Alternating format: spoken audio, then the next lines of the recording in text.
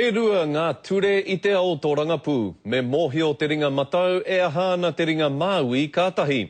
Ka rua kaua e teka ki ngā kai pōti.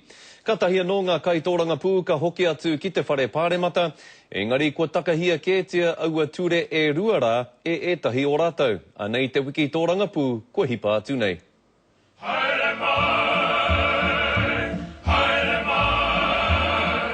He aha I rangirua ai a hone harawira.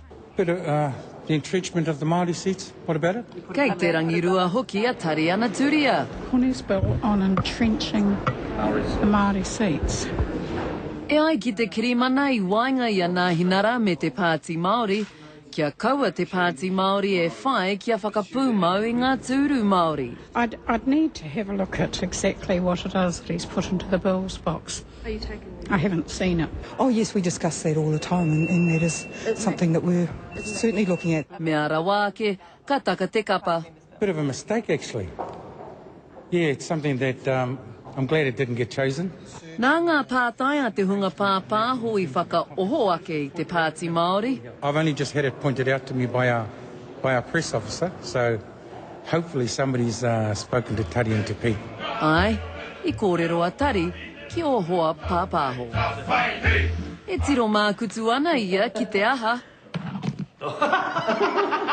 Kaue waiho ma te Pāti Māori e tito he waiata a motu.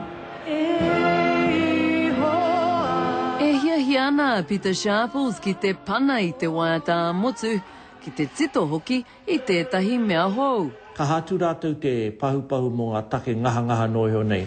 Nā te minita Māori te haki Māori I tā koha ki ia me mapāremata. E kore e kitea ki tō Shane Jones whare, engari anō wāna tamariki, pai te haki ki a rātou.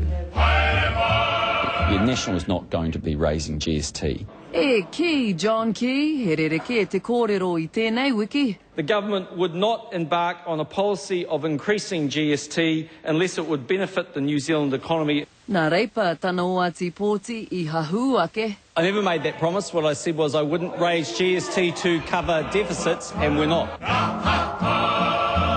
The National is not going to be raising GST. Tina Wycliffe, Te Karere.